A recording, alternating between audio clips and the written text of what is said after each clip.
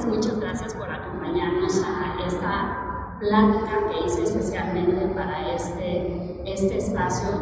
Y bueno, el pretexto de la arquitectura del espacio del Centro Cultural Arte Contemporáneo, pero vamos a ver otros puntos del Centro Cultural que creo que son bastante interesantes. Entonces, bueno, a ver, para subirme al tren de lo que está sucediendo ahorita, de las imágenes, me quedé mucho pensando en cuando las experiencias se nos quedan pegadas desde la infancia, ¿no? Entonces, déjenme les cuento que yo estoy haciendo esta investigación del Centro Cultural Arte Contemporáneo porque tengo el recuerdo desde que era niño y me tocó ver varias de las exposiciones que ahí se hicieron y varias de las cosas que se hicieron en ese espacio. Y conforme iba creciendo, me iba dando cuenta de que el recuerdo del Centro Cultural se iba diluyendo. Y siempre estuvo como la pregunta presente de ¿y por qué no hay como un megalibro así gordo de esos bellos y preciosos con toda la historia del centro?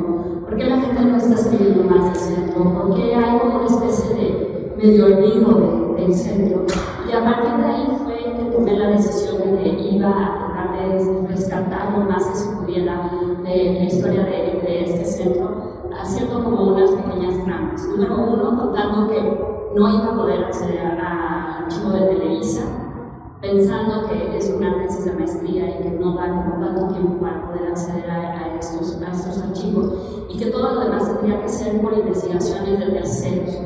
También hice otra pequeña trampa que es no he acudido a ninguna fuente que sean recuerdos de las personas, en el sentido de que muchas de las personas que trabajan en el centro todavía siguen trabajando en el sector cultural, pero lo que sí me he dado cuenta es que cuando hablan del centro cultural, los recuerdos nos engañan y los tiempos nos engañan. Entonces, en ese sentido, sí fue una decisión de decir, ahorita no voy a tener entrevistas hasta que ya sepa como toda la historia y ya si me dicen un dato, yo les digo, no, esa no fue inicial, eso fue después y cosas por el estilo.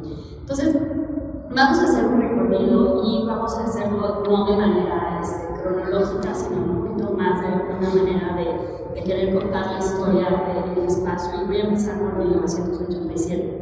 El centro empezó en 1986, pero empiezo por 1987 porque en ese año se hizo una primera exposición de gran alcance, que fue una exposición que creo que es muy única para un centro cultural y un centro cultural contemporáneo de los años 80, que era la exposición de Leo Castelli. Leo Castelli es uno de los galeristas más importantes a nivel mundial y específicamente en Estados Unidos. Y en 1987 cumplía 30 años para el. Entonces, lo que tomaron la decisión de hacer en el Centro Cultural Arte Contemporáneo fue dedicarle una exposición a un galerista.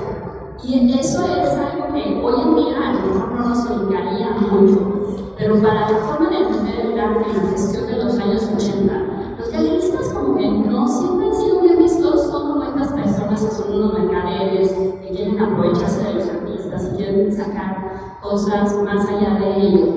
Pero Leo Castelli fue este aristócrata europeo, súper sofisticado, idiota, que de repente se dio cuenta que el arte contemporáneo era como una gran línea y él decidió que iba a abrir la galería con 50 años. Entonces, cuando esta exposición se abre, él tenía justamente 80 años y se estaba preguntando todavía en ese momento qué significaba el arte contemporáneo y qué podría él decir acerca del arte contemporáneo. Otra de las cuestiones que es interesante del Centro Cultural Contemporáneo de Televisa es que muchos de ellos, o sea, tenemos que pensarlo como una estrategia cultural, pero también como una estrategia comercial de televisión.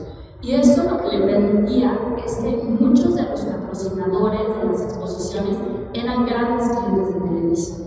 Y entonces, por este medio, tratar de sacar cuestiones de cultura les permitía hacer cosas que de otra manera sería raro ver, como ciertas marcas así, tipo Cigarrera La Moderna, patrocinando un catálogo de maíz izquierdo, por ejemplo, ¿no? Y para la exposición de Leo Castelli se hizo un mega catálogo para la época, en el que contaba todos los artistas que habían participado por por la galería, que podemos ver desde Anne Warhol, Rauschenberg, desde X-Klein, todo el mundo, hasta un recuento de cada una de las exposiciones que hubo en la galería, con fotografías de cada una de esas exposiciones.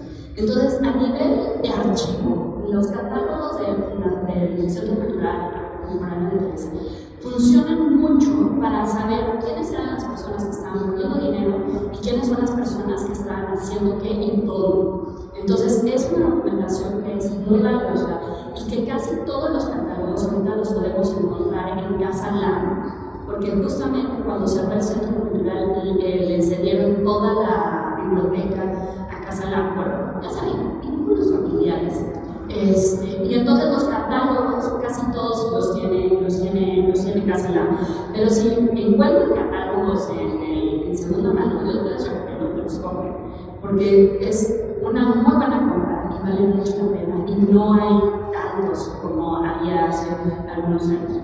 Entonces, dentro de uno de estos catálogos, uno de los que escribió fue Nazario Ortiz Garza de Fizarro.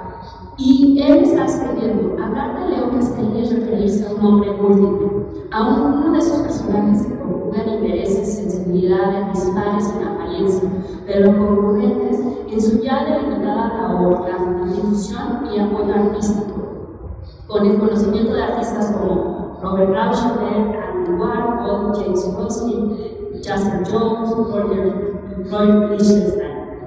Y una de las cosas más interesantes es que esta exposición se hizo cuando el Centro Cultural todavía no acaba de cumplir un año de existencia.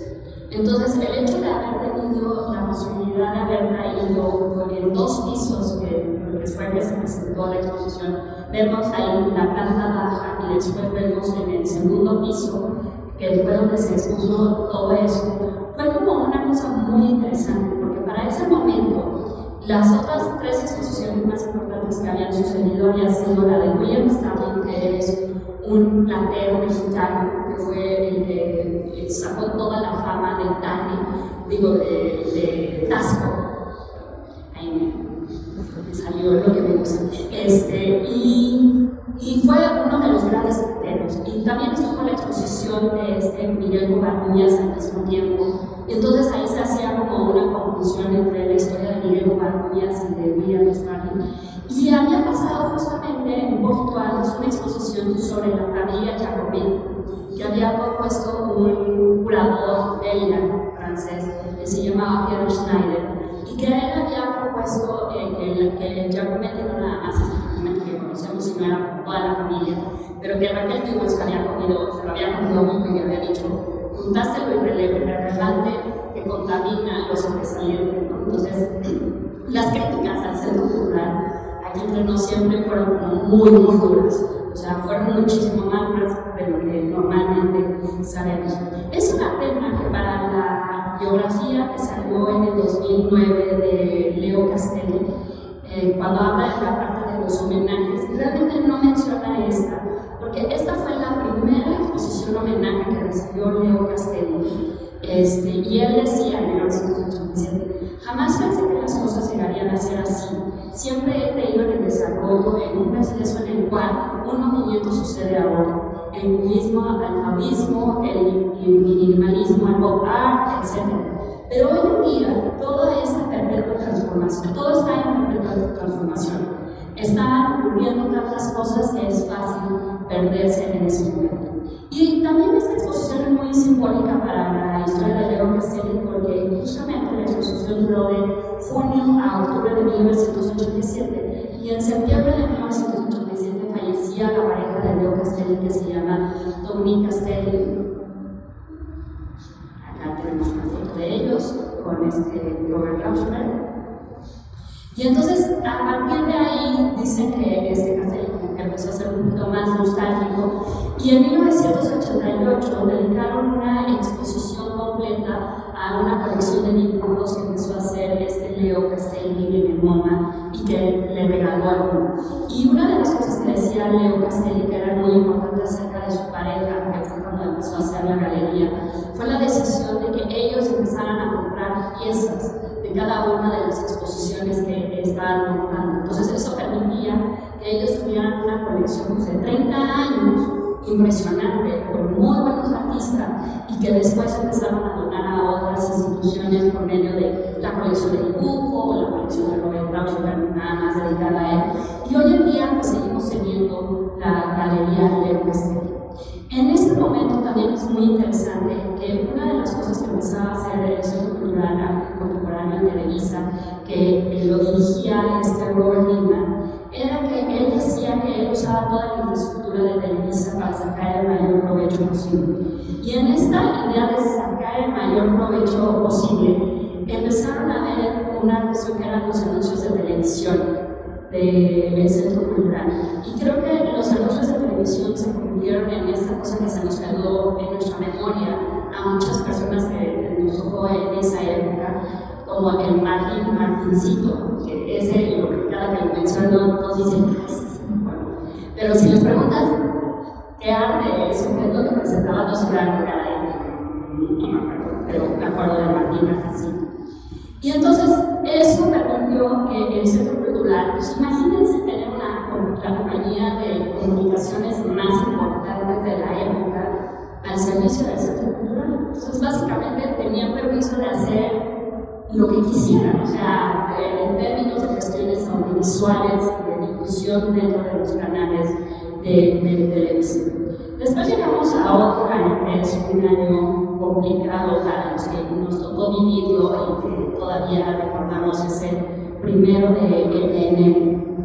que fue el año de 1994. En el año de 1994 amanecíamos con la noticia del levantamiento del SKLN al mismo tiempo que sabía que ya iba a empezar a funcionar el Tratado de Libre Comercio en México. Y una de las exposiciones que estuvo en ese año, justamente en enero, es la del arquitecto Emilio Amas. Emilio Amas opina: debemos crear imágenes que ofrezcan la alternativa de una vida mejor y debemos lograr que guíen nuestros actos, si es que no deseamos perpetuar las condiciones actuales. Creo que cualquier proyecto arquitectónico que no intente proponer nuevos o mejores modos de vida es inmoral. Esta tarea puede ser hacer vacilar la imaginación, paralizar la esperanza, pero no podemos evadirla. Emilio Amas es uno de los arquitectos argentinos más reconocidos a nivel mundial, y la exposición que presentaron en el Centro Cultural es una exposición que venía del Tokyo Station Gallery de Japón y que era como una especie de resumen de la exposición que había tenido en 1989 en el MoMA. Emilio Amas tiene una carrera muy interesante porque fue uno de los primeros arquitectos que estuvo muy interesado en cuestiones de ecología. Entonces es como, y se ponen palabras de Tadao, entonces el padre, el poeta, el profeta de la arquitectura ecologista en los años 70, 80, 90, 2010, porque todavía siguen vivo 2020. Y entonces él estudió en Princeton y después fue por varios años curador del departamento de diseño del MoMA. Y lo que me llama mucho la atención de esta exposición, y que a lo mejor no es de las exposiciones más conocidas de Televisa, fue que es una exposición que duró un mes, 5 días. O sea, es una exposición que duró muy poquito, porque la realidad es que la exposición iba para el Museo de Monterrey y habían tomado la decisión de que como las piezas tenían que pasar por la Ciudad de México, ¿por qué no las mandamos así un ratito aquí? Pero también en este ratito que estuvieron en la Ciudad de México, Televisa le dedicó un comercial exclusivo a esta exposición, y la revista Vuelta le dedicó un apartado especial a la exposición de Emilio Amas. Y de las cosas interesantes que se presentaron cerca de 30 proyectos arquitectónicos. Algunos se han realizado, otros se quedaron como proyectos. Y uno de los proyectos que sigue hablando mucho Eduardo Amas en sus conferencias es el Centro Mexicano del Cálculo Aplicado, que se supone que ayuda a construir a las afueras de la Ciudad de México. Entonces, una de las características de la arquitectura de Amas es que él construye todo hacia abajo, un poquito como suerte de Sebastián, de que cree que el hecho de construir hacia abajo de la tierra permite que las condiciones de la propia tierra sean amigables para la estadía. Entonces permite que no tengas calefacción, porque no tengas aire acondicionado, porque la temperatura se mantiene dentro de estos espacios. Y para esta propuesta, que es como muy imaginativa para la época, lo que proponía Eduardo era, pues decíamos, sí, la Ciudad de México está en un lago, porque no quitamos la tierra del lago y dejemos que el agua que está abajo sea el agua que permita que enfríen todas las computadoras de este centro de ingeniería que se está construyendo. Entonces, si se dan cuenta, en el centro es una especie como justamente del lago, y cada una de las islas lo que hacía es que se permitía que se movieran, y eran como módulos que eran las oficinas, que dependiendo de lo que se necesitaba se fueran acomodando para poder hacer eso. Y después iba a tener un sistema especial en el que iba a convertir el agua en partículas mínimas para que siempre estuvieran en movimiento y no se quedara el agua estancada, que es uno de los problemas que tienen las fuentes, que tienen los lagos en algunas ocasiones. Y al mismo tiempo hay como una especie de tubo gigante negro. Esa era una cosa para purificar el agua del espacio que iba a estar ahí adentro. Entonces, si se dan cuenta, este es un proyecto que iba a ser para los años 70, que hoy en día se sigue escuchando muy novedoso para todas las ideas que traía de la presentación. Entonces aquí vemos como otros modelos, dibujos del espacio, de cómo iba a quedar y cómo se iba a estar reciclando el agua y el aire de manera constante. Otro de los proyectos que se presentaron en esta exposición, y este proyecto se expuso en México nada más, no se expuso en Japón, fue el de la Venta, el centro arqueológico. Y entonces lo que él proponía era aprovechar cuestiones que tenían que ver con el bosque, que tenían que ver con la selva, y presentarlos de esta manera para poder como sacar, o sea, para permitir que uno siguiera viendo este jardín enorme, pero que al mismo tiempo uno entrara por medio de túneles y que tuviera la oportunidad de estar ahí adentro en esta zona boscosa. Entonces aquí vemos como algunos de los planos. Y una de las cosas también interesantes de esta exposición es el catálogo. Como les decía, es el Centro Cultural Arte Contemporáneo. Una de las cosas que tuvo más importantes fue la cuestión de las publicaciones.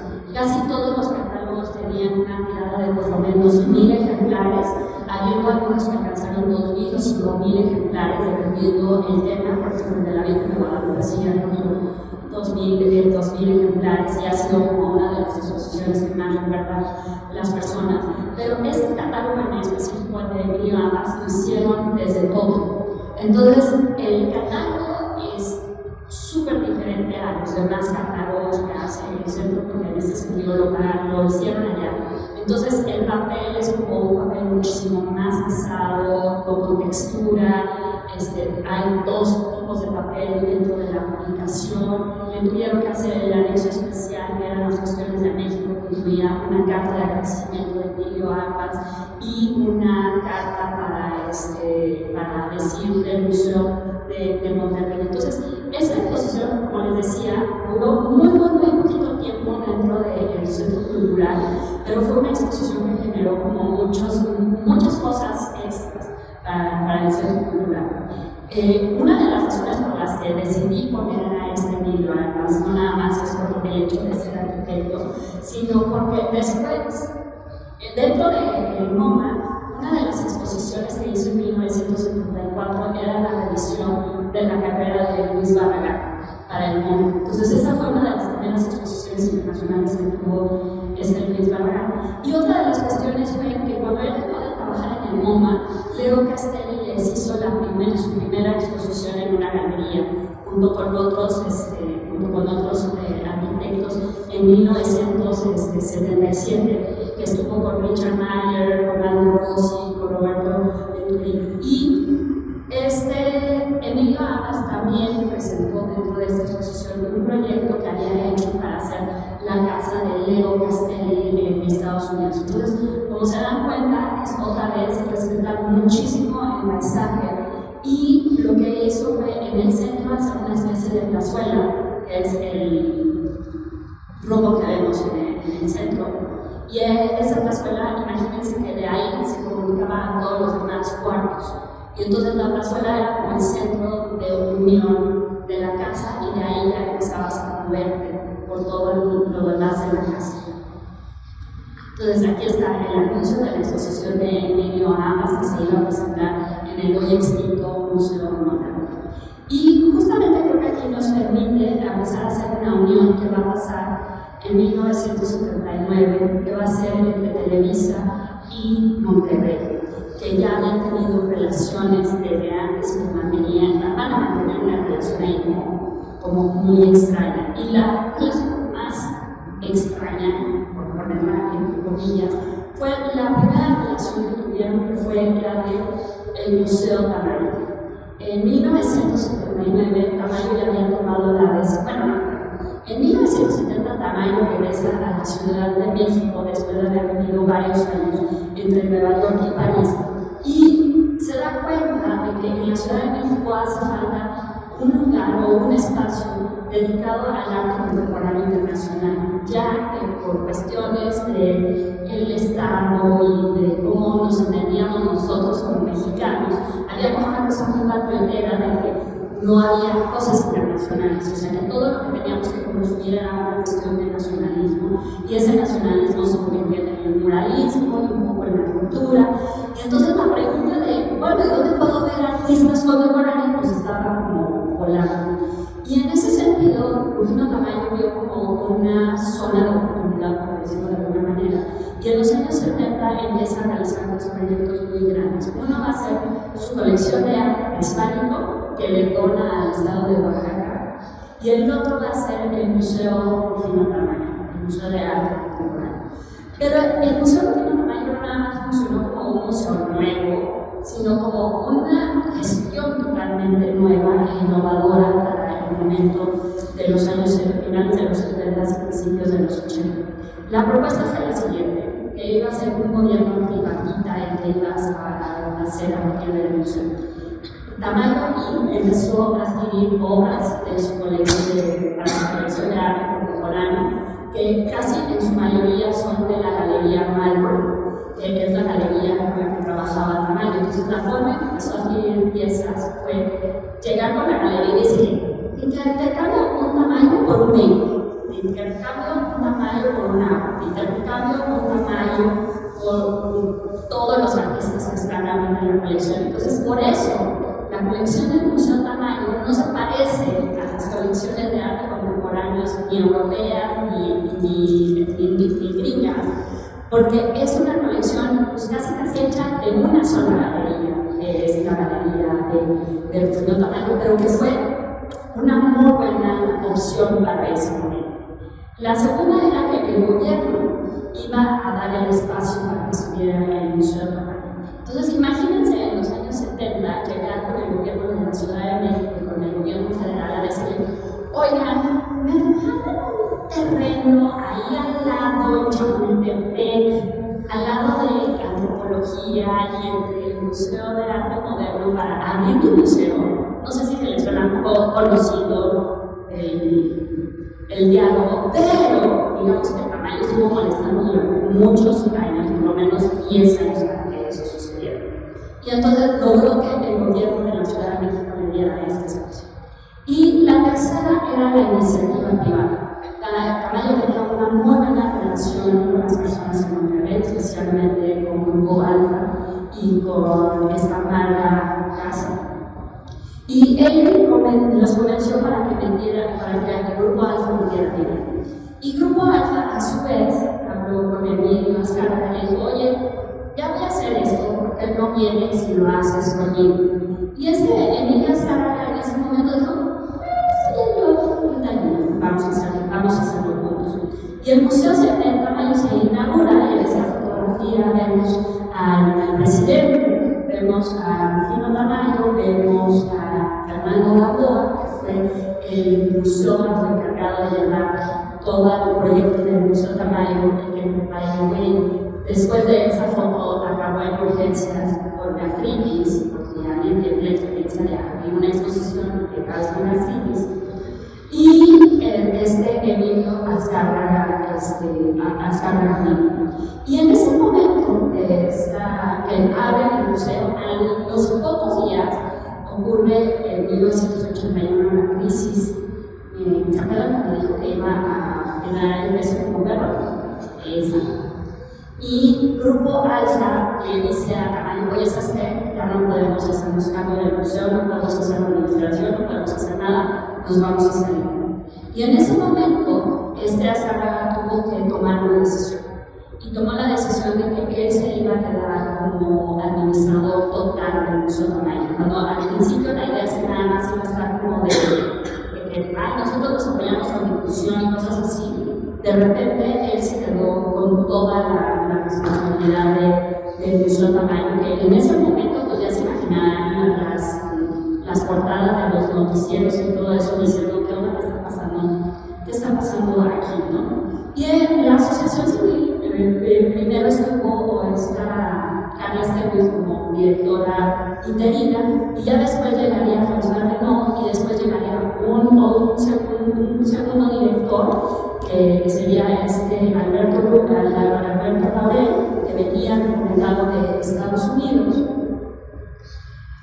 Y miren, aquí tenemos así como, se los recomiendo mucho, el Museo Tamayo hizo un proyecto sobre los 40 años del Tamayo, y es una serie documental con 6 capítulos aproximadamente, donde cuenta la historia de cómo se abrió el museo, y esto se puede ver en la página del museo.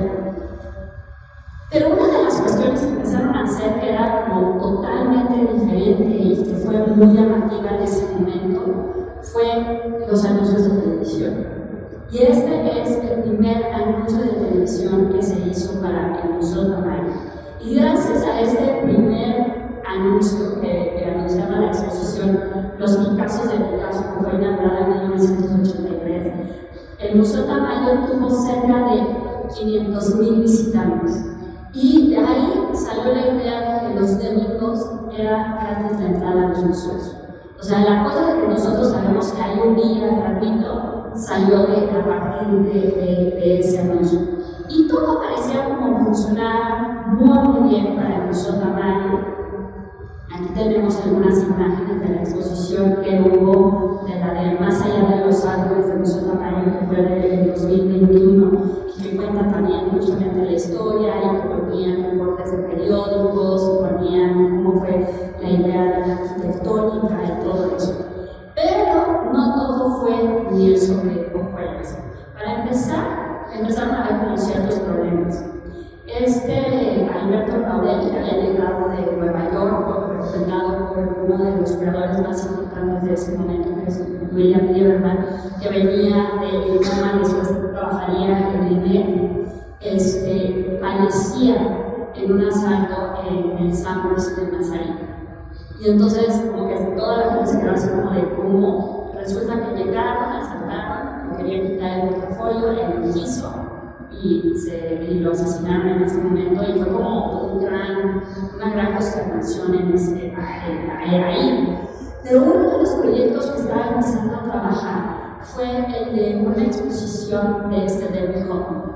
Y el curador de la exposición de David Hockney sería Robert Littman. Entonces Robert Littman empezó a trabajar con el Museo Tamayo, y en un momento dado Azcárraga llegó y le dijo, oye, ¿no quieres venir a ser director? Y dice a Robert Littman que él dijo así como, porque había sido amigo de Alberto, le tocó todo el drama, entonces dijo como de, no tan seguro. Pero cuando le dijo a Azcárraga, a ver, vas a tener infraestructura de televisión, Robert Littman dijo, ay, bueno, está bien, sí quiero ser el director del Museo Tamayo. Y en ese momento, cosas que estuvieron haciendo Televisa fue abrir una tienda de mercancías del Museo Tamayo, que para ese momento no era normal, meterle mucho dinero a servicios educativos y hacer toda la difusión que se pudiera a través de los canales de Televisa, justamente. Entonces, abren, ya está trabajando Robert Littman, y Robert Littman llegaba con ideas de un extranjero que llega a México y que pues una cartera casi ilimitada de dinero para poder hacer la cantidad de proyectos que quisiera, ¿no? Y uno de los proyectos en los que estuvo trabajando Robert Altman hacia el final de la estancia de Televisa en el tamaño fue justamente la exposición de Luis Barragán. Esta es una de las exposiciones más importantes que ha habido de Luis Barragán, que estuvo en 1985-1986, pero que terminó de manera desastrosa. ¿Por qué terminó como tan mal? Pues resulta que cuando hicieron la exposición, llegaron con el estudio de Luis Barragán y Televisa le dijo: no te preocupes, tú haz toda la fotografía y nosotros pagamos por todo el proyecto y tú haces. Pero para ese entonces Barragán ya tenía como muchas cosas, como que era bastante celoso de su imagen y de las cuestiones que tenían que ver con su obra. Y en el contrato, una de las cláusulas que había puesto es el que prohibía que se hiciera cualquier tipo de filmación dentro de la exposición para medios comerciales. Entonces no tenían permiso de sacar fotografías supuestamente para publicidad y no tenían permiso de hacer ningún tipo de cápsulas de la exposición. Y pues bueno, Televisa le dijo así como de sí, ajá, pero la realidad es que no cumplió y hizo una campaña impresionante sobre la exposición de Luis Barragán. Y fue una exposición que estaba, o sea, se ven las fotografías y se ve increíble. Y dentro de esta exposición, más adelante, Luis Barragán toma la decisión de demandar a Televisa por no pagarle lo que habían acordado. Y Televisa le dice: bueno, es que no te pagamos porque ese dinero no lo gastamos en publicidad. Y entonces, cuando presentó el presupuesto de cuánto supuestamente se había gastado en publicidad Televisa, pues casi Luis Barragán les debía dinero. Y la demanda no continuó porque Barragán falleció al año aproximadamente de que empezó todo este jaloneo. Pero pues el jaloneo no se quedó ahí y siguió, porque hubo exposiciones de Diego Rivera, de Ángel Zárraga, y Rufino Tamayo dijo: a ver, yo hice esto de arte contemporáneo, y Diego Rivera y Ángel Zárraga, pues así como muy contemporáneos, o sea, a mí sí, pero no a lo que está pasando ahorita. Entonces empezó a molestarse de Rufino Tamayo. Y el colmo del enojo de Rufino Tamayo fue cuando en 1986 Televisa toma la decisión de hacer una exposición dedicada al siguiente país donde iba a ser la Copa Mundial, que era Italia. Entonces hizo una mega exposición de diseño italiano, de diseño italiano. Y dentro de la exposición del mega diseño italiano, una de las piezas más importantes que se exhibieron fue un Ferrari. Y entonces Tamayo dijo: bueno, a ver, mi museo, y me metes un Ferrari. O sea, y entonces Tamayo hizo así un mega enojo, mega berrinche. Y lo que hizo fue llamar al presidente Miguel Alemán, Miguel de la Madrid, y le dijo: si no sale Televisa del Museo Tamayo en el Mundial, anuncio que hago una huelga de hambre y me pongo en las escaleras del museo mirando haciendo la huelga de hambre. Y entonces el presidente se quedó así y dijo: no te preocupes, ahorita vemos qué podemos hacer. Y entonces el presidente le habló a Azcárraga y Azcárraga le respondió: ¿qué huelga de hambre ni qué más? Vamos a buscar otro lugar y ahí les dejamos su museo. Y ahí fue cuando decidió, en 1986, que se iba a abrir el Centro Cultural Arte Contemporáneo. Entonces, Robert Altman, dentro de la entrevista que le hacen en el libro de Cocodrilos en la Poza, que es el libro que sacaron en el Museo Tamayo por los 40 años, cuenta que Azcárraga le dijo: vas a buscar un espacio. Y entonces la gran pregunta es: pues ¿dónde sacas un espacio para abrir un museo, no? Y entonces empezó a buscar, y una de las primeras propuestas que tuvo era un espacio que estaba cerca del Estadio Azteca. Y entonces dice que fueron al espacio, que lo empezaron a ver, que les empezó empezó a gustar, pero que de repente los dueños se enteraron que el espacio era para Televisa, y entonces quintuplicaron el valor del espacio, y entonces que se quedaba así como Robert también. No te voy a pagar. Luego lo intentaron hacer en el centro de la ciudad, también empezaron a tener como problemas para poder encontrar un espacio. Pero justamente estaba terminando lo que sería el Mundial de México 86, cuando Robert Lindman va al centro de prensa y llega con Azcárraga y le dice: ya encontré el espacio. Y entonces, este espacio, que es el Centro Cultural Contemporáneo, no nada más marca un parteaguas para la historia de Televisa, sino también para la historia del sordo madrileño. ¿Por qué? Porque este fue el primer proyecto que realizó Javier Sordo madrileño, Sordo después de la muerte de su papá. Y él cuenta que tenía 28 años cuando ocurrió la muerte de su papá y 15 días después estaba firmando el contrato para hacer este edificio. Y entonces, para él fue como muy simbólico y muy significativo el hacer este edificio, porque era el primero que hacía como él solito. Y entonces él cuenta que para este momento el espacio, según un amigo que está haciendo su estudio sobre el mundial, el espacio era de Guillermo Cañedo. Entonces el espacio se lo rentaba Guillermo Cañedo, que era el que organizaba el mundial, Emilio Azcárraga. Y dice sobre la pieza, ¿no? Sobre la pieza arquitectónica. Se dice fácil, parece imaginar la dosis de valentía que se necesita para aceptar, quizá el honor de memoria adecuado, semejante reto, para decirlo en términos que Javier ha manejado desde niños. Tuvo las agallas para agarrar el toro por los cuernos. Levantaron en 8 meses, incluido el proceso del proyecto, un edificio fuerte, sólido, entrecolado de concreto aparente, con triturado de tierra roja de Guerrero. Pasado el campeonato, el museo fue transformado en el centro cultural, que se encuentra situado entre el Museo de Antropología, entre el Museo de Tamaño y el Museo de Arte Moderno. Entonces, este espacio, cuando regresamos dentro de la Ciudad de México, tiene un papel muy importante porque está en Polanco, está cerca del metro, está cerca de Chapultepec, está cerca de Reforma, y teóricamente este espacio se iba a convertir en centro comercial. Entonces ya se pueden imaginar que no es como un espacio que uno piensa normalmente para abrir un espacio con esta idea. Sin embargo, Robert Lindman dice que a él lo que le gustó fue la estética industrial y urbana, que le gustaba la idea como de una especie de centro Pompidou, a diferencia de los otros museos que existían en México, que eso fue una de las grandes cuestiones que trataron de agarrar del marketing en ese momento.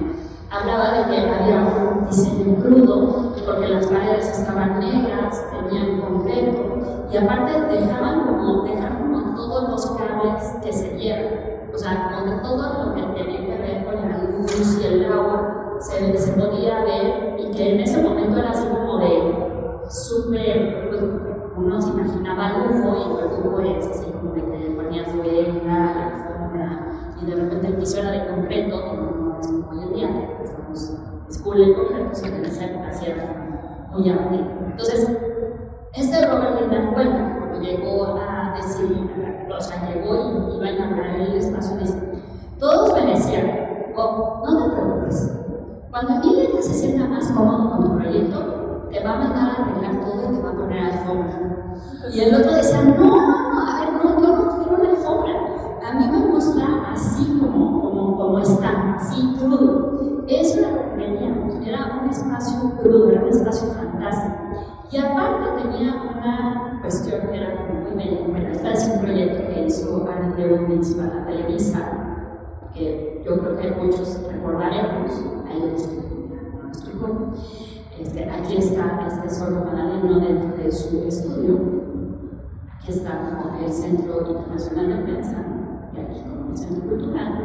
Este es Robert Lindman, los planos del espacio y la cartelera del espacio. Entonces dice, esta es una nota de ese momento. De su espacio, que son 5.500 metros cuadrados, se ha dispuesto 2.500 para exposiciones del siglo XX, tanto temporales como para la colección permanente, que van a ocupar la parte de la planta baja, el primer piso y el segundo piso, que es compartido con la colección de fotografía. Y el tercer piso es ocupado por el recinto prehispánico y las oficinas del centro. Solo inaugurará ahora la planta baja y el primer piso, pues el resto del edificio seguirá en adaptación e será inaugurado conforme las colecciones vayan desarrollando. Y entonces, si se dan cuenta, aquí hay dos carteleras. Por un lado es la cartelera de televisión, que en ese entonces, para los que no les tocó, la cartelera de la televisión, si querías ver qué querías ver, lo veías en el periódico. Entonces ahí se ve el canal 2, 4, 5 y 9. Y del otro lado es la primera cartelera del Centro Cultural Arte Contemporáneo, que inauguró con una exposición que se llamaba Memento Mori, que era una exposición acerca de la muerte de arte contemporáneo.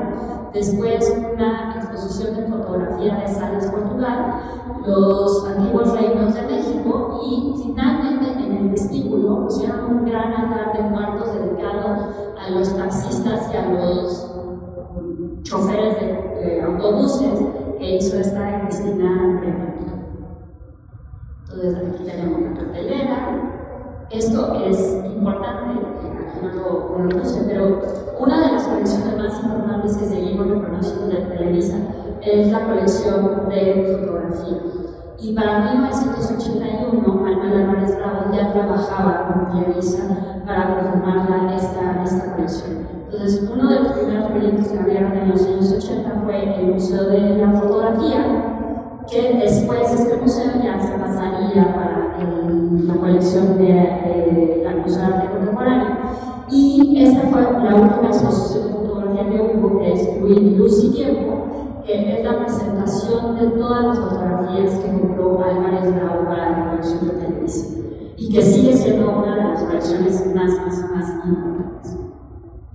Pero bueno, en ese momento tenemos que en 1986 estaba cambiando completamente la cara de Televisa, porque para ese momento el que era el director de Televisa era Miguel Alemán Velasco. Y justamente para esta portada de la revista Proceso del 15 de septiembre, era la primera entrevista que daba Televisa a Proceso. Porque el Proceso, como ustedes saben, es un seminario, que era muy crítico acerca de las cuestiones del gobierno y era muy crítico hacia las cuestiones de Televisa.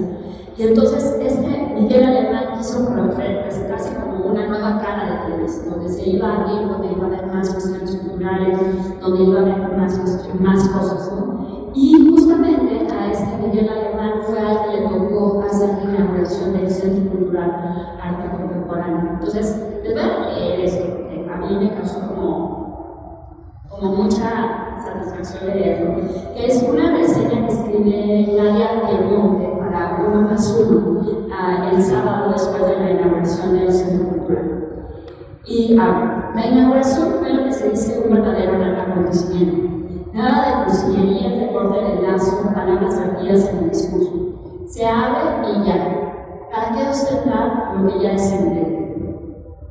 Miguel Alemán Velasco caminaba al lado del secretario de Educación y escuchaba atento las explicaciones de Robert Lindman sobre el nuevo museo de sencillez espartana. Nada forrados ni parquetes ostentosos, nada de plafones que esconden el techo negro y con tubos portadores de aire acondicionado y cables de luz.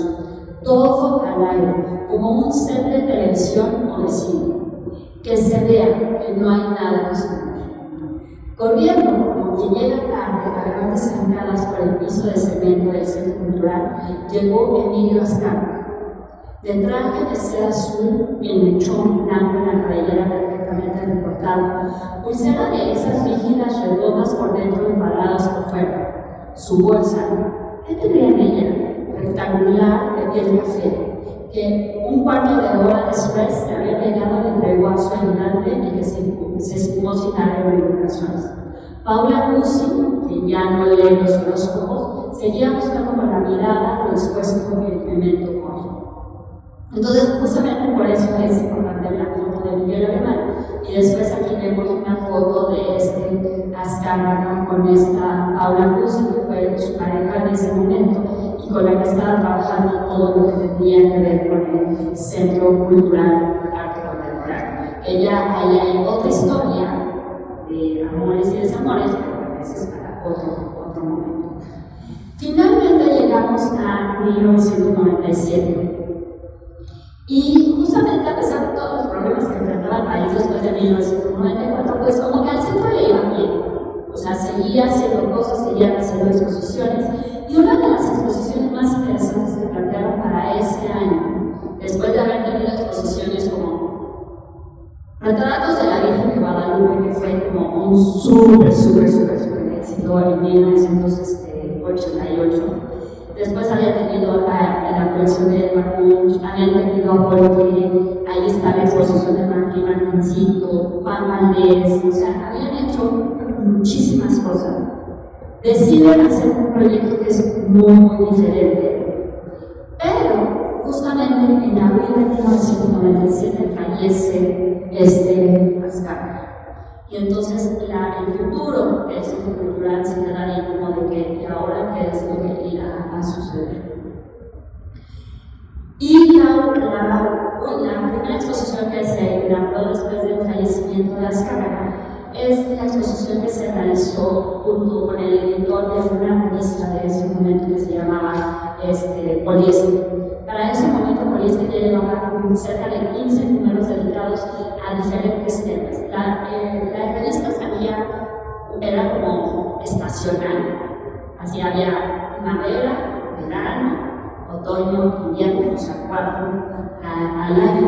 Y la había realizado Kurt Vonnegut, que era un escritor neoyorquino, que ya había realizado una publicación anteriormente en Nueva York, junto con su esposa, Mireles, y que ellos habían decidido hacer una publicación de arte contemporáneo sin ser ellos específicamente, o sea, sin ser ellos especialistas en arte contemporáneo, sino más bien eran amigos de todos los que se juntaban en el centro, en la panadería, en el Místocle, y que ellos decidieron que había un arte contemporáneo que tenía que ver con la pintura y no pintura, que era como el subtítulo de Poliéster. Y para este momento llegaron al acuerdo Robert Littman y Kurt Vonnegut de hacer una exposición que se llamaba Así está la cosa, instalación y arte objeto en América Latina. Y esta exposición ocupó todas las instalaciones del Centro Cultural Arte Contemporáneo, que era una cosa que casi nunca ocurría, porque casi siempre había como varias exposiciones ocurriendo al mismo tiempo, pero que llamó muchísimo la atención, porque justamente tenía que ver con los artistas que se habían presentado dentro de la revista, y había especialistas que escribían sobre la exposición, como Gerardo Mosquera o Ivo Mezquita, que también habían participado en la publicación. Entonces, esta exposición se inauguró el 25 de julio, Azcárraga había fallecido el 16 de abril, y dentro de Emilio Azcárraga fallece de cáncer en su viaje El Eco, y como cuento para el perdón, porque había tenido sus exposición por la Virgen de Guadalupe, sus restos están en la Basílica de Guadalupe, que llegaron 2 días después de su fallecimiento. Y esta exposición se puede leer en el catálogo, exposición dedicada a la memoria de Emilio Azcárraga mismo, cuya iniciativa y estímulo fueron los factores principales para la creación del Centro Cultural Arte Contemporáneo. Y esta exposición, en el momento en el que salió, muchos críticos, o sea, se fueron duros por ella, o sea, escribieron así como, Teresa del Conde dijo que odiaba ya muerto. Luis Emery dijo así como de que qué padre que haya tantas cosas que están sucediendo en América Latina, y que al final de cuentas van a ser, o sea, muchos de los artistas que estuvieron en esta exposición ya tienen exposiciones individuales hoy en día en el MUAC, en el Tamayo, en muchísimos lugares, aunque Teresa del Conde se haya quejado de que era too much. Fue la cuenta en su libro desde las entrañas. La respuesta oficial del mundo de arte del arte mexicano de la expresión fue negativa. La mafia del arte local nos tachó a mí y a Lindman de ser gringos colonizadores y imperialistas. Bueno, no mencionaron el hecho de que ambos éramos judíos, pero ese de ambos éramos judíos sí se lo había mencionado a Lindman, Rufino Tamayo, cuando lo sacó de la discusión, le dijo: tú que eres judío, ¿qué haces aquí? Sacándote de la religión. Sí, eso lo aumenta por un. Y entonces dice: ha habido de imponer a los artistas categorías estéticas e ideologías gringas. Y justamente esto ya lo había vendido Robert Lindman anteriormente en el Museo Tamayo. Esta exposición hubiera sido interesante ver, que era lo que decía Azcárraga acerca de lo que era el arte contemporáneo en ese momento, porque dos de las piezas más importantes y de las que nos estábamos quejando del olor del formol y de muertos, una era de Cenefo, que era una camisa balanceada, y la otra era de Paula Santiago, que era también una instalación con una camisa ensangrentada. Entonces, imagínense a Azcárraga caminando y viendo la caja de zapatos de Gabriel Orozco y que le tienen que explicar: señor Azcárraga, hoy en día su dinero se está gastando en esto. Bueno, Azcárraga no le tocó ver eso, ¿no? Pero el programa de exposiciones del Centro Cultural conformó un nuevo perfil de lo que iba a ser el arte contemporáneo, y también creo que es muy interesante que no nada más es el perfil de arte contemporáneo, sino también de gestión de arte contemporáneo. Entonces, ya nada más para cerrar, aquí vemos el vestíbulo del Museo de Arte Contemporáneo. Voy a leer unas palabras de María Alberto. El Centro Cultural Arte Contemporáneo es probablemente uno de los ejemplos más cercanos en este país de un museo como lo conocemos hoy en día, una institución completamente fluida y orgánica. Creo que el éxito de ese modelo no yace exclusivamente, como algunos piensan, en todos los recursos que Televisa le brindó, que eran muchos, sino principalmente cómo estos fueron usados para conectar con toda la estructura del museo. Fuertes programas curatoriales, educativos y públicos. También entiendo que la pierna del museo fue instrumental para financiar el programa de comunicación. Todo esto es muy inspirador porque es posible que entremos cada vez más a este tipo de colaboraciones entre instituciones públicas y privadas. Y bueno, finalmente, el Centro Cultural Arte Contemporáneo cerró en 1998, a los pocos meses de haber fallecido Azcárraga, por ya saben, cuestiones de herencia y de familia, y se supone que iba a continuar, pero no fue así. Después se quedó mucho tiempo como parte del hotel que está al lado, que es el presidente. Y hoy en día vemos esa foto. Esta foto es una foto de 1998 y la siguiente es una foto del 2022 de Google Maps, donde vemos el espacio que dejó. Y voy a cerrar con esta cita de Robert. La idea es que este no era un museo solo para las élites, era para todos los que quisieran vivir, que eran estudiantes, trabajadores o alguien muy humilde. Todo aquel que viniera debía sentirse bienvenido y cómodo. Hicimos un gran esfuerzo para presentar lo mejor de lo mejor. Creo que internacionalmente ganamos mucho respeto, pero hay que darse cuenta de que también fue a través del poder y la astucia financiera de un hombre como Emilio Azcárraga Milmo. Entonces, bueno, hasta ahí quedamos. Muchas gracias. Y ahí en la cuenta de Instagram, pues si quieren ver lo que voy subiendo ahí sobre esta tesis. Gracias.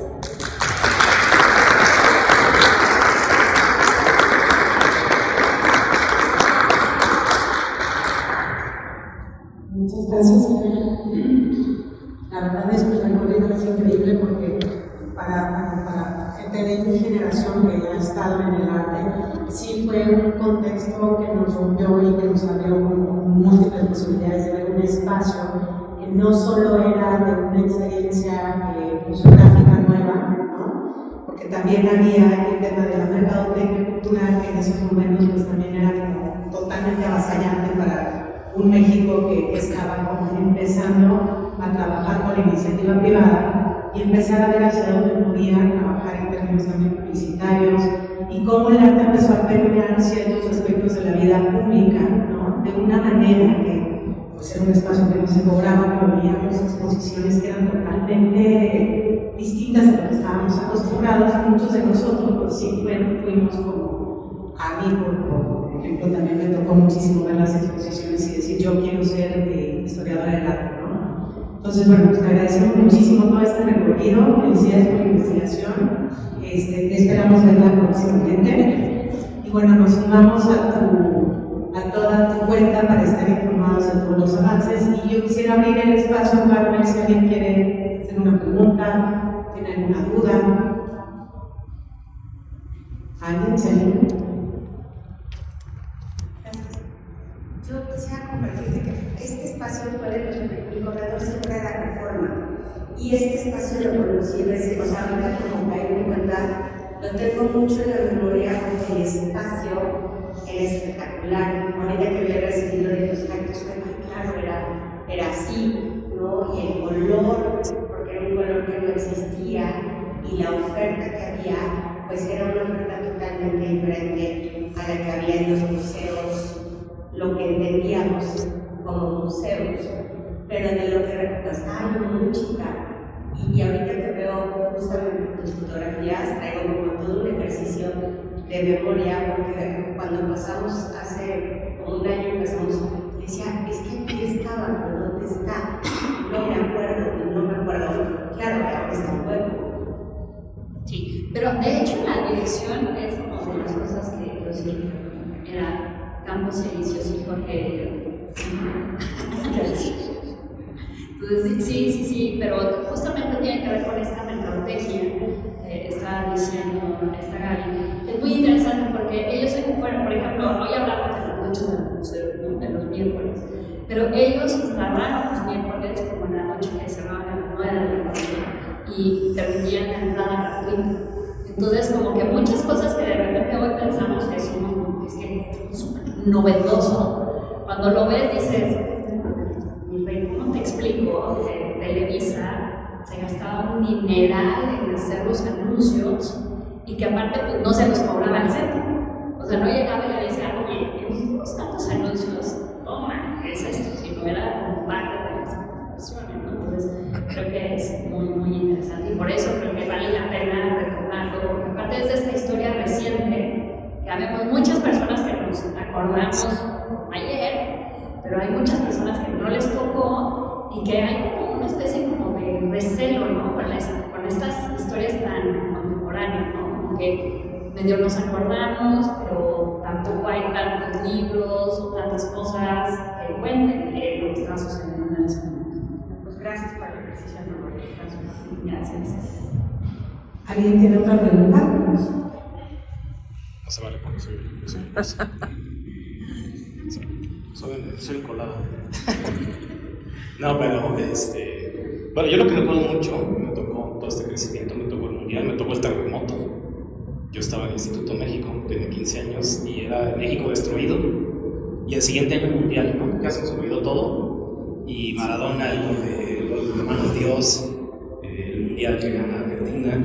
Pero algo que me gusta mucho, y bueno, yo como diseñador, fue toda la campaña de publicidad que se hizo en medios electrónicos, específicamente en la televisión, porque eso no se veía.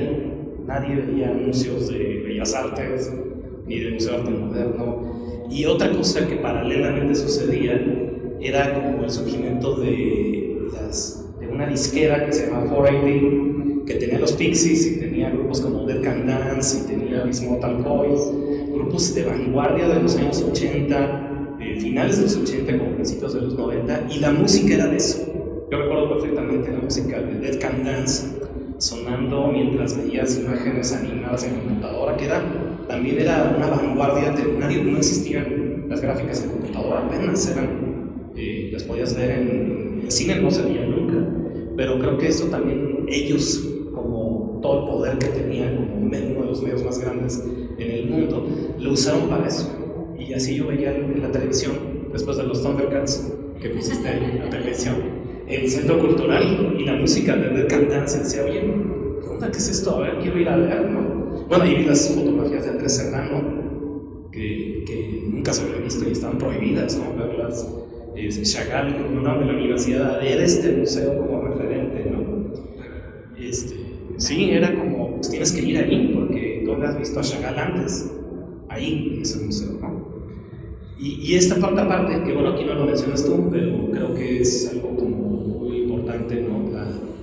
Esta generación de material publicitario, que ahora lo vemos muy comúnmente en las redes sociales, pero que estamos hablando de 40 años, ¿no? Que se hizo esto y eran una vanguardia en su momento, no solo por lo que veías, sino también por lo que escuchabas y como la narrativa que anunciaban, ¿no? Que anunciaban este tipo de espacios. Es muy interesante lo que dices, pero tú estás haciendo trampa. Porque tú ya sabes lo que te voy a decir. Pero bueno, es muy interesante porque justamente creo que los anuncios de televisión o las cuestiones que vemos hoy de TikTok, de que queremos decir que la gente ve una cosa de 20 segundos, de 30 segundos, pues en ese momento lo estaba haciendo televisión, ¿no? Con los anuncios. Y la verdad es que, o sea, hay muchas cuentas en YouTube que se dedican a hacer como recopilación de anuncios viejos, como en una cuestión de nostalgia y de decir qué era lo que estaba sucediendo, ¿no? Entonces, hay como posibilidad de ver algunos de estos anuncios, pero el problema es que muchos de estos anuncios fueron grabados como en VHS o con muy mala resolución que hoy en día veríamos.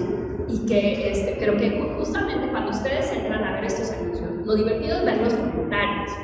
Y entonces en los comentarios todo el mundo dice, no, sube el anuncio de tal exposición, sube el no sé qué. Y muchas cosas que yo también me acuerdo es que, no, es que ese anuncio sí me daba mucho miedo. Porque era el uso justamente de la música, ¿no? Entonces mucha gente dice, como en el anuncio de Quimeras, de un artista francés, mucha gente decía, no, es que cuando salía esa música yo me iba a escuchar. Y después ya salía y yo decía, ok, ya pasó el anuncio. Pero creo que tiene que ver también con estos jóvenes productores, porque todo lo que sucedía en ese sentido era que se hacía el programa, se hacía la exposición y todas las cosas que se tenían que hacer. Y después toda la información se pasaba a una oficina especial en Televisa que se llama Proyectos Especiales. Y Proyectos Especiales no tenía como comunicación directa con el Centro Cultural, sino que a ellos les pasaban la información y ellos hacían lo que ellos querían prácticamente. Y entonces, justamente en hacer lo que ellos querían, creo que tiene que ver también mucho con la innovación de cómo hacer anuncios y después vender esa tecnología para nuevos anuncios que les vendían tanto al gobierno como a la iniciativa privada. Entonces, uno de los anuncios que creo que es como más interesante es justamente el de Emilio Ambas, que les decía que es como cuestión de 3D y de unas cámaras viajando por dentro de las maquetas de la exposición. Y de hecho el anuncio de Emilio Ambas se movía, bueno, no se movía el anuncio en sí, sino la imagen, o sea, cuando empezaba el anuncio veías como pedacitos y al final del anuncio ya veías como todo el nombre completo. Pero si se dan cuenta, eso estaba hecho con computadora. Y en una época donde todavía no existía Photoshop, o sea, todavía era así como de casi con palitos, ceritos, hacer las animaciones, ¿no? Y otro anuncio que también fue de 1994 es de una exposición de cartel japonés, que es un tráiler que va llegando desde Reforma y entra hacia el Centro Cultural, pero todo eso también está hecho con computadora. O los anuncios de María Izquierda también están hechos con computadora. Entonces, no lo quise incluir, porque ya saben que incluir imágenes con video siempre es complicado en estas presentaciones, porque pareciera que las máquinas nos leen y como que saben que les tenemos miedo y entonces en ese momento deciden funcionar. Entonces, por eso no lo pusimos. Pero si tienen chance de entrar a YouTube y buscar los anuncios, la verdad es que sí vale la pena, porque no nada más ves como una tecnología nueva, sino también como que marca esta máquina del tiempo de los hermanos Vázquez y después ver un anuncio de Centro Cultural. Yo tengo una pregunta. Tocando el tema de esta noción de cuándo inicia la vida contemporánea en México, que bueno, hay muchos puntos de referencia y hay personas que lo manejan de principios de los 90, mediados, finales, etc. Pero, por ejemplo, aquí me llama mucho la atención la figura del director, curador, gestor, que al final él determinaba una programación, que era una programación muy generosa, porque cumplía desde temas guadalupanos hasta temas del siglo XX, y creo, y es mi pregunta, creo que también él y su equipo pues no tenían curadores que estuvieran revisando la producción local, ¿no? Hasta que llega Bruce Goldberg y pues le presenta esta propuesta de decir, bueno, pues yo estoy recuperando con el proyecto editorial a todos estos artistas mexicanos que ya se empiezan a mencionar como artistas contemporáneos internacionales. Entonces, ahí me llama la atención saber, no sé si hay documentos donde el mismo director, curador, gestor, determinaba toda la programación. Efectivamente había como diferentes intereses que se notan, ¿no?, continuamente, pero sí el tema del arte nacional pues estaba totalmente robado. No, de hecho, Robert Lippmann es un personaje muy extraño, muy extraño, que todavía sigue vivo, entonces vamos a ver a mí. Pero la realidad es que Robert Lippmann llega a México por la exposición de David Hockney. Y él se da cuenta desde muy principio de que hay una escena mexicana que tiene que ver con todo lo del mexicanismo. Y él se da cuenta de que él tiene que pertenecer, tiene que meter artistas mexicanos y que tiene que participar en toda esa cuenta. Una de las cosas que tiene el cine cultural es que se manejan muchos intereses al mismo tiempo que no son como tan visibles. Entonces, por ejemplo, en el lado mexicano marcaría dos personas que son fundamentales, que es Octavio Paz y Manuel Alejandro. Ellos dos eran así como, básicamente lo que ellos decían, se hacía. Y del otro lado, a nivel internacional, hay dos personajes también que hacen esa misma cosa, que es Pierre Schneider y Pierre Lieberman. Entonces, se convierten no nada más son agentes culturales en el sentido de qué es lo que se va a presentar, sino se convierten en agentes políticos, en todo el sentido de la palabra. Y entonces, justamente en 1990 es cuando Octavio Paz gana el premio Nobel, ¿no? Y es cuando le hacen la exposición Privilegios de la Vista, que estuvo en el Centro Cultural. Pierre Lieberman, México Esplendores de 30 siglos, nace en el Centro Cultural Arte Contemporáneo como un proyecto de televisión. Y creo que es muy interesante que hoy en día, cuando hablamos de ese proyecto en específico, no mencionan a Televisa. Mencionan mucho las cuestiones de diplomacia cultural que tuvo que ver con Carlos Fernández de Gortari, pero no mencionan de que este proyecto, las oficinas de la exposición estaban en el Centro Cultural. Y que ya fue hasta como 1988-89 que ya necesitaban la infraestructura del gobierno, que el gobierno se metió, pero antes de eso lo hizo todo, lo hizo Televisa. Y Robert Lippmann se dio cuenta de que los neomexicanos eran como un super negocio en ese momento. Entonces él empezó a adquirir obras de artistas mexicanos desde 1985. Y él hizo una exposición en el Tamayo sobre los neomexicanistas. Entonces hubo un momento entre los 80 y los 90 que es como que todavía medio que se llevaban los neomexicanistas y los contemporáneos. Como que había artistas que estaban como jugando entre las dos canchas. Y Robert Lippmann era amigo de esos artistas. Entonces él empezó a comprar obras, por ejemplo, de Lucero Aiza, que era como súper llamativa, de la esposa de Octavio Paz, que también era muy súper llamativa, pero de Rocío Maldonado, pero de Julio Galán, pero de todos los mexicanistas. Y después empezó a comprar obras, por ejemplo, de Cisco Jiménez, que es un artista que creo que estaría bien hacerle como una revisión de lo que fue su trayectoria. Entonces, Robert Lippmann siempre estuvo como tratando de meter artistas contemporáneos. Y de hecho, en la nota que escribe Yeshai Yuselman sobre el cierre del Centro Cultural, menciona que en la sala de adquisiciones nuevas había muchos mexicanos y que no eran como nada más el nombre del mexicano, sino eran piezas grandes y enormes. Entonces, siempre hubo como este acercamiento, aunque yo creo que bueno, así está la cosa, sí, ya fue como la ruptura, o sea, como que ese fue el momento de ruptura en el sentido de que yo creo que los de mexicanistas ahí sí se entendieron así como, nosotros nada más hacemos pintura y no nos incluiste porque pusiste arte e instalación.